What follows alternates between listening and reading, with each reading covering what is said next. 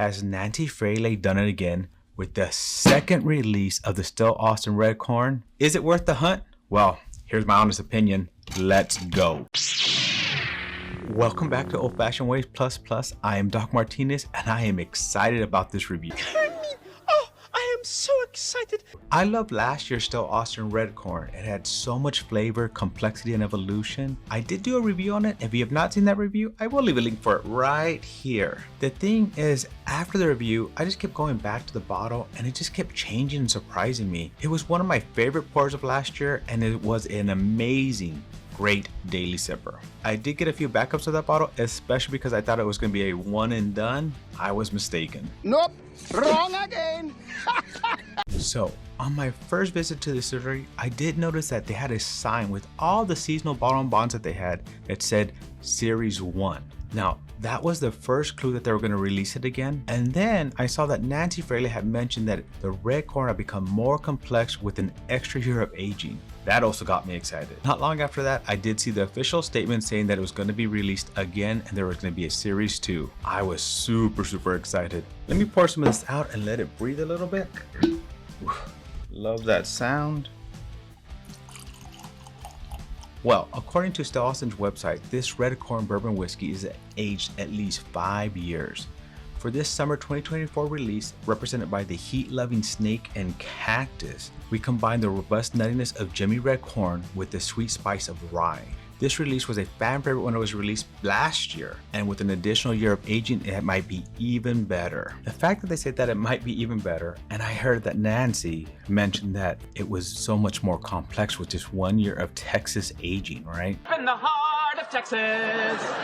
So first, we have to give props to Nancy Fraley. She is an amazing talent and is doing amazing things in this whiskey community. She continues to grow and study her craft and is definitely a master blender. She is involved with the whiskey community and loves to share her passion and knowledge. And not just anybody does that, she does that. She'll get online, you'll see her hop on, talk. I've seen a lot more interviews with her, and Still Austin doing a great job of showcasing her. So I just want to say thank you, Nancy Fraley. As always, since I'm doing a review, I will be doing giveaway samples as well. So you want to stay tuned to find out how you can win. You won't want to miss this. And plus, if you are liking this video, please go smash that like button. It helps me out. Also, while you're there, hit that notification bell and subscribe. I have a bunch of giveaways, some new games, and some exciting stuff coming up. I guarantee you won't want to miss it. Guaranteed. I want to let you know what I think and should you be hunting this bottle when it hits those shelves. So let's get into the bottle details. Bottle details: Still Austin Red Corn Bottle and Bond Release 5. Classification: Red Corn Bourbon Whiskey. Distillery: Still Austin Distillery. Release date: Summer 2024. Proof: 100 proof, making it 50% ABV. Aged at least 5 years. Finish: none stated. Mashbill: 36% red corn, 34% white corn, 25% rye, 5% malted barley. MSRP on this bad boy is about $80. So anytime I do a review, I use a review scoring of 1 to 10 on aroma, flavors, complexity, mouthfeel, finish, and would I buy again? All right, let's get into this. I always first like to look at it and just see how it looks. And this is very nice red, amber, dark, nice darkness. Looking how it sticks very nicely to the glass. It's starting to get some legs now. One's a little runny, but the other ones are pretty thin and tight. Let's go in for the first one, aroma. How's this on the nose? Ooh. Trying to let my nose acclimate a little bit. So even up front, not very spicy on the nose. A little bit of cinnamon, a little bit of I smell a little bit of orange on it. You smell that charred from the little bit of aging, but also you get a lot of sweetness. You get a lot of vanilla. Also kind of like a weedy thing, almost like some sort of wheat behind there, even though there's not wheat in this. Ooh, there's like another sweetness behind that. And actually, that was interesting, kind of like bubblegum sweetness. It's bubblegum flavor. Never had that one before. So for aroma, I'm gonna give that a 6.5. Let's go in for the initial taste, flavors. Ooh.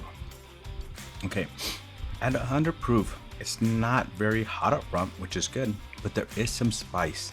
you get that cinnamon up front. You get some leather notes in there as well. Now, there is a nuttiness to this that actually just kind of hits there. I like that. I like that there's this nuttiness. It's a bit nutty. This mapleness to it too, with a hint of chocolate at the end. Very interesting. It was kind of quick, kind of went through it because I had that little bit of spice up front, and that kind of took over. And it was interesting because the spice wasn't very, usually I noticed the spice on the tip, but it was kind of towards tip to mid palate, and then a lot of those other flavors in there. And I'm already getting a Texas hug, even with that first drink, and it's only 100 proof. So for flavors, I'm gonna give that a 6.5. Let's get into this complexity. I always love the second drink because now my tongue is acclimated and it's gonna taste so much more of those flavors, so I can kind of focus on those a little bit as well. A lot more of that char in that one. Cinnamon, the char, the maple, the leather starting to come through on that as well. That orange that I did smell initially, I get a little bit like of an orange peel. So you know how when you get that peel, like hits you a little bit differently than if you're biting into the orange. Little bit of mapleness in there as well, because there's that sweetness. So I like that. Now it's covering my whole tongue, and I'm starting to salivate a little bit with this one as well. Complexity, I'm gonna give that a 7. Next, we're going in for mouthfeel, thickness and viscosity in the mouth. I feel it all over my tongue. There is a layer of this oil on my tongue right now. The roof of my mouth is starting to get a little bit. I'm already salivating. Great mouthfeel. I like the way it stays. I like the way it sticks. And I like that I'm already getting that, nice little Texas hugs. That's just a very nice mouthfeel. I'm gonna give the mouthfeel a 7.5. We're going in for finish. How does this stay and how does this finish? That nuttiness is just nice in there. If you like, like a marzipan kind of almond, walnut, nuttiness, it's all over this one. It's very nice in there. I'm getting a little bit of that bitter note as well, and I think that's kind of like that orange peel. When you get the peel itself, it's a little bit bittery, but there's also that char, a little tiny bit of tannic in that. But the finish is, from the first drink till now, it's not left the mouth. I've had it stick. It's just coating more areas, and I really do like this finish. It just stays and stays and stays. I just love the way that finishes.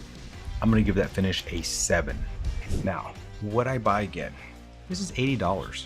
And as I said, it's a distillery only release at this point. It's gonna be released. I was nice enough to have some friends get this for me, and then my daughter happened to bring it down the rest of the way. So that's the only reason I'm able to review it today. Now at $80, when it hits the shelves, I will be buying this again. In my area, these hit the shelves and they stay on the shelves pretty decently. I've actually seen a few places that have the first red corn still. I don't know if they had them in the back because I hadn't seen them in a bit, but they're now on the shelves again.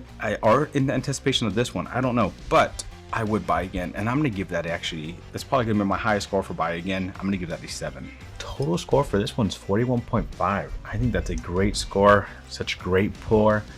I really do enjoy this pour. And as I said with last year's, when I thought it was only a one done, I really enjoyed it. I really enjoyed the complexity, the evolution. So I'm gonna look forward to going through this over and over again, because the last one just kept changing on me, kept surprising me. I just kept liking it more and more. I think what I'm gonna do, I think I'm gonna do a comparison. I have the other bottle, I'm gonna show it to you.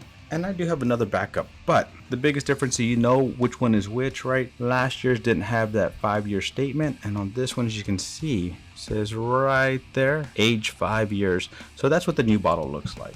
The darkness on both of them looks pretty similar. I thought this one was a little bit darker when I first looked at it, but when I put them together, they look pretty similar. But I think I'm gonna do a blind, compare them, and see, is there one I like more than another? Do I like last year's or do I like this year's more? Everyone knows who your favorite is. I think that'll be fun. So let me know in the comments below, is that something you would like to see? Or do I just do this on my own? Now, let's talk. How can you win a sample of this? First of all, if you have not done so yet, please go and smash that like button. Just go smash it. And I would appreciate if you also share this video. YouTube loves that, and it really does help me out. Now, in the comments below, let me know, what is your favorite bottle and bond? Do you have a favorite bottle and bond? Have you tried Still Austin's bottle and bond series from last year? And do you have a favorite there as well? Plus, please add hashtag Nancy Redcorn. So hashtag Nancy Redcorn plus your favorite bottle and bond. Thank you for joining me again on another journey down my bourbon rabbit hole.